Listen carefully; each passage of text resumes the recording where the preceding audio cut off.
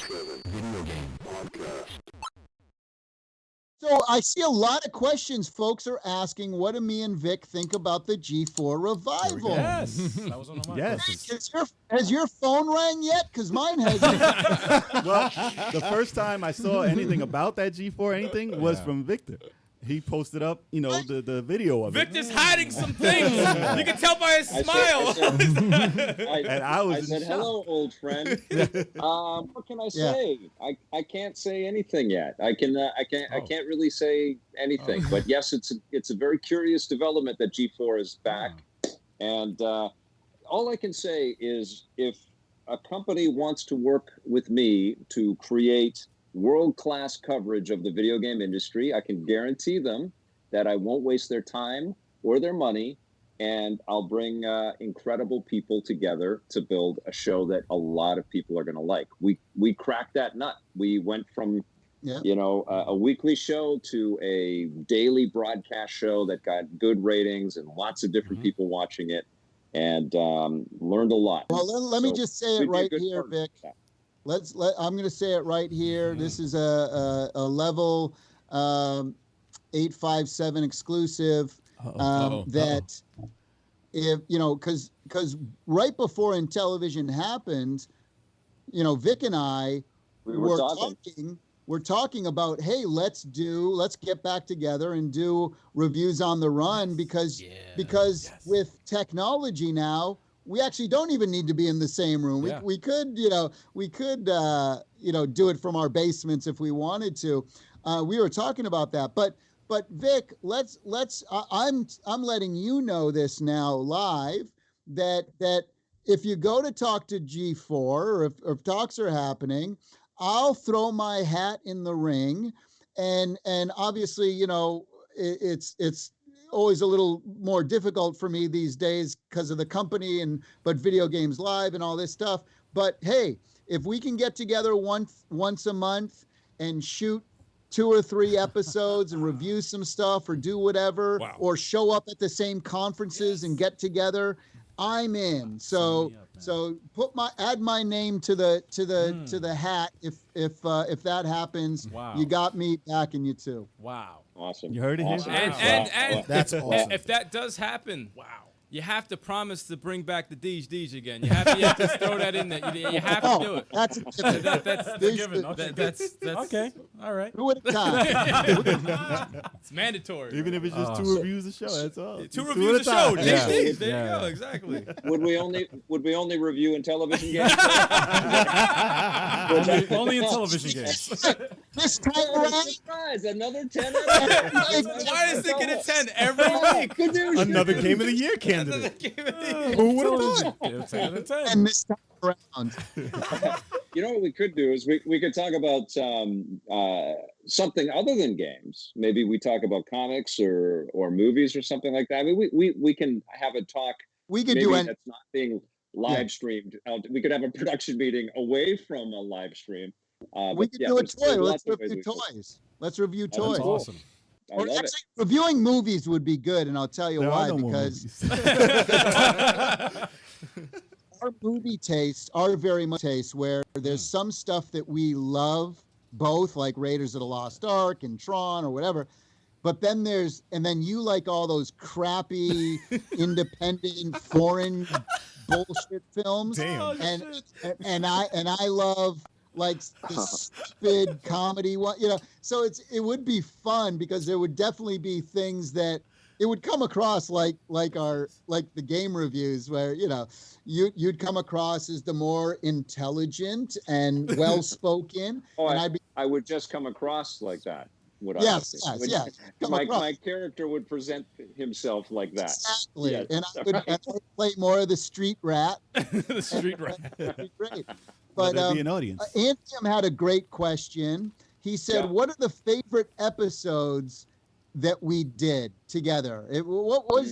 That's a great question, Vic. I mean, gosh, we literally did hundreds and hundreds of episodes together. We shot the hell out of Vancouver. We shot everywhere in this city. Like we would just try. Locker. We shot in the meat locker. I love the Yoshi one where we were singing the song. I can't remember. La la la la We were la. on You're on. It was just so. It was so wholesome. And I liked the Jet Force Gemini review where you just trashed it, and I'm like, what the? And I love that damn game. Jet Force Gemini. Up on the billboard, right, for that one? Yeah. Yes. Yeah. That was awesome. I love the ones where we shot in Las Vegas. Those were always super fun because the backgrounds were just big and a lot. And that's where we ended up in the hot tub, which we don't talk about. For the show. Level 857. We put it in the show. Some of the ones that I remember the most are the Halloween special stuff that we do. Was so funny. You dressed up as a clown was hilarious. This is online? I remember the horse, or was it a camel or something? And I was the horse. Oh my God, that was incredible. Yeah. Why do I got to be the camel's ass? The horse's ass. Nick's like, if the shoe fits. Hey, remember we did the Christmas special where we had a jib out front of my house, and we actually had the jib fly into the. It was a total. It was Hallmark movie, a Christmas movie, Hallmark Christmas movie. We were quite ambitious. We worked our butts off. I don't think maybe consider is that when we were doing those shows in the late 90s, late 90s, the graphics that were being done, that we were pulling off, a ragtag team of super talented folks. Again, it kind of reminds me of Intellivision, where so passionate, small team. We didn't have the money of NBC or CNN to pull off all these amazing graphics. We had nothing except passion, and to pull off lightsabers. I mean, I remember George Lucas commenting to us how amazing the lightsabers looked for this little time TV show that and we were pulling off real lightsabers back when no one could pull off lightsabers. And that was the one thing I think overall. That was Tavis, man. Tavis Dunn. Incredible.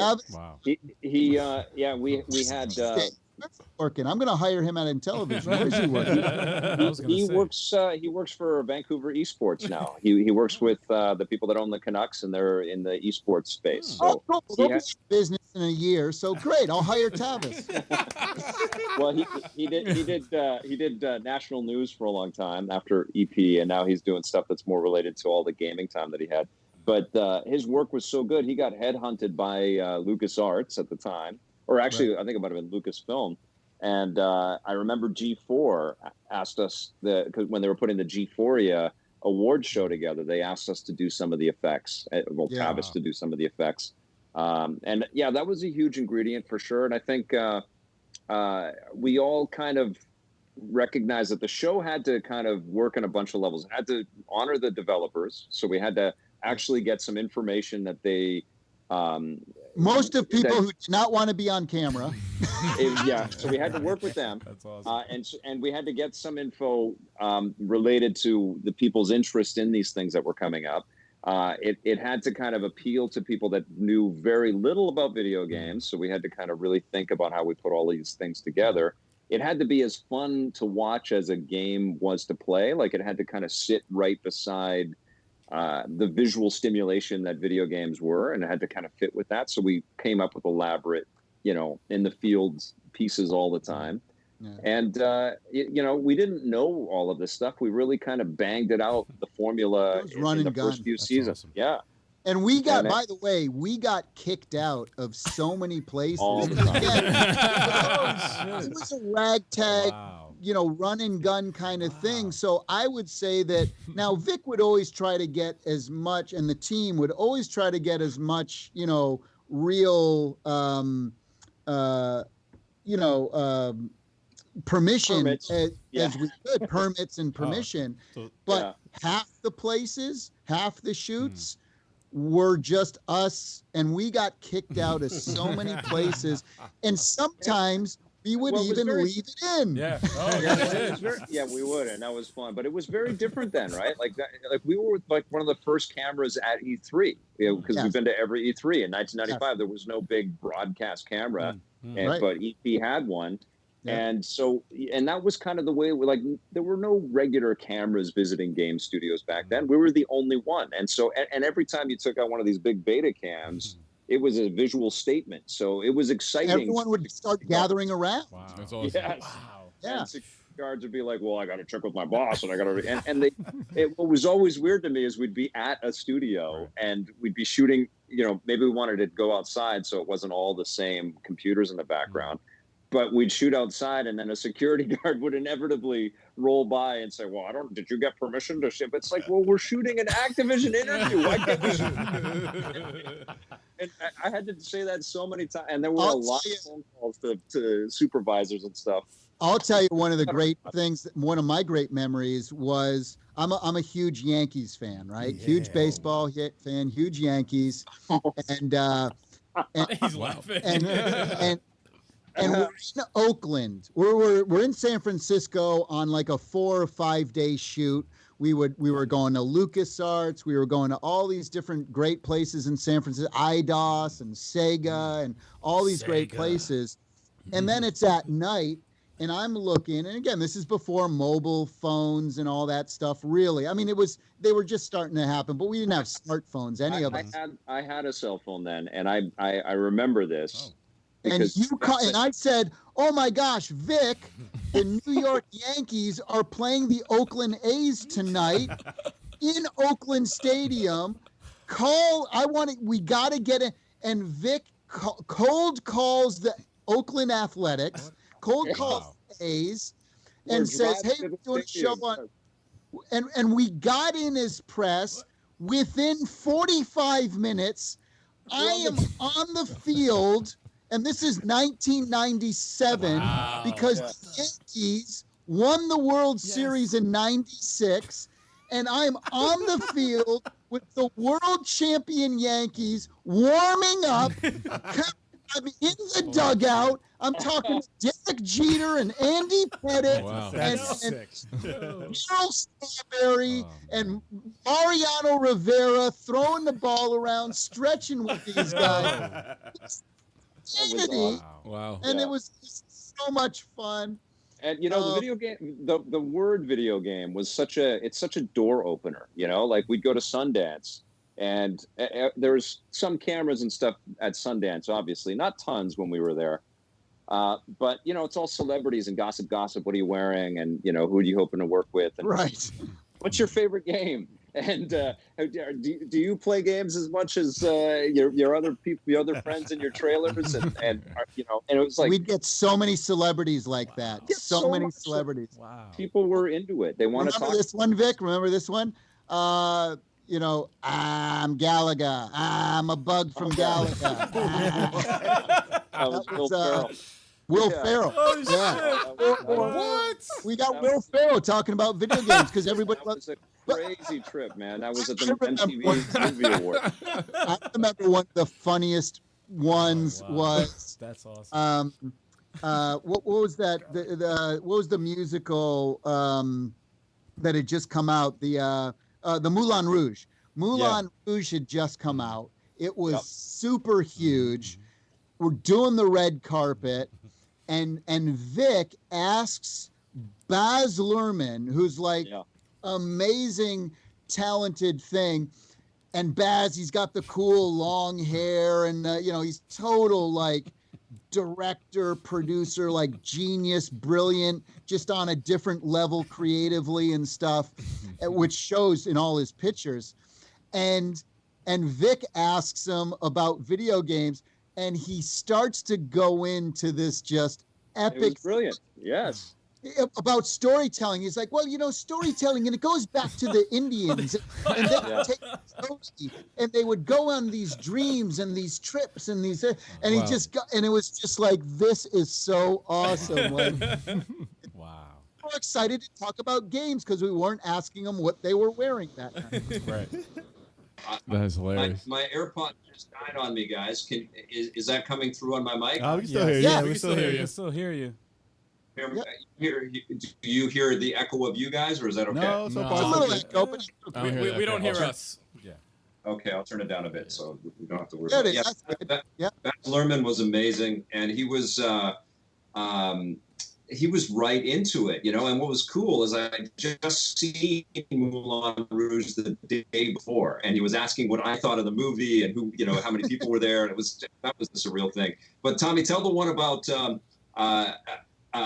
I met Alex Rodriguez and the rest of the Yankees. Oh, this was the worst Wow. one. So I have a lot of friends in the Yankees organizations. I know a lot of the players. They're personal friends of mine. And so we were in Tampa, Florida. And I forget why we were there. Why were we in Tampa? It wasn't just for that, was it? You were in the training, but we were always looking. We visited studios while we were there. We were always trying to visit studios and then shoot reviews on the run or Judgment Day in as many cool locations as we could, right? So we're in Tampa, and that's where George Steinbrenner Field is. It's called Legends Field, Steinbrenner Field now, and that's the spring training of the Yankees. And it's in late February, early March, and we're down there, and I'm like, Vic, look, bring the cameras in, and we'll get the Yankees. We'll get them all talking about stuff and this and that. And being the douche that I was, because we were doing reviews, and so here we are at Yankees training camp, and again we had gotten all of the rights to do anything we want. I even had, you know, the main contact, the main Lon Trost, who was the head legal of the New York Yankees. I would wear my Yankees hat on air all the time, and we even got permission by the Yankees, so that we didn't have to gray it out, and so like that's how deep it was. But we are, and so I'm like, look, I'm wearing my Yankees uniform because I thought like that would be funny, right? And so we're doing the reviews on the field, and then I start interviewing people on the field, you know, Yankee players who I knew, and we were doing on the field. But then my favorite player ever of all time is Derek Jeter, right? And so now we're like, Vic, we got to do an interview with Derek Jeter. Like that would be the thing of all time. So Vic, who's not dressed in Yankees gear, so we go in and they said, look, we'll let you do an interview with Derek Jeter, and you can do it in the locker room with Derek. So you can't do it on the field, but you know, you do it in the locker room, and it's got to be quick because Derek's got to get into it and everything. Get into the game and everything. Yeah, okay, cool. And then here I come in my Yankees uniform, and they're like, "Yeah, we're not going to have you interview Derek Jeter with your Yankees uniform." Civilians come in Yankee uniforms, but your other guy, he can go in. So I go in, and outside with tears in my eyes, is Vic is in the locker room interviewing my hero. That's fucked up. That's so I don't know fucked any up. of them either. That's the worst of it. Is like I don't have time to follow baseball. You know. Oh my god. That sucks. That's hilarious. Oh, shit. That's hilarious. That's like getting stabbed in the chest. Tommy, you would have been starstruck. And you had to watch the whole thing. Wow. That sucks. Yeah, I mean that's the thing, right? Like we have been able to meet all of these incredible people, and it was video games that were the on-ramp to a lot of that. So it starts with access to the game companies and the creators and stuff, and then you recognize the more that you do this, that games touch every aspect of the world. Like I invited Elijah Wood to, well, you invited Elijah Wood to Video Games Live, but I invited Elijah Wood to the first G4ia because he was just a massive gamer, and we had mutual. And he showed up. And he was there, and we partied with him afterwards. And the world. Do you have stories about that? Yeah. I'd like to hear that. I mean, like, these celebrities and these famous people that as far as we get to know them, like we've seen them at a bunch of parties and things like that, but they're just regular folks that have had a really, terrific opportunity that they manifested and they took advantage of it. And what I always found was people being very grateful that we didn't try, like that's not EP's beat. And I don't know, I always looked on other entertainment shows because, like I created EP from the idea of Entertainment Tonight was always, it used to be a show I loved because it was a lot of behind the scenes stuff. Now it's cringy. Yeah. And I always loved Siskel and Ebert. And I thought, okay, let's use those two awesome entities into EP.